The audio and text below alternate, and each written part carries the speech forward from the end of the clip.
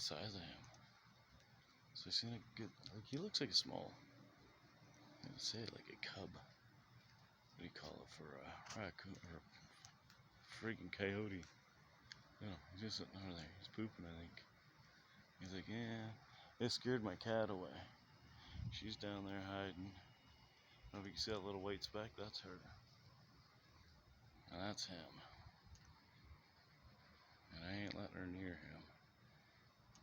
I don't know where Red is. But there's another rat or a cat around here that's really slow.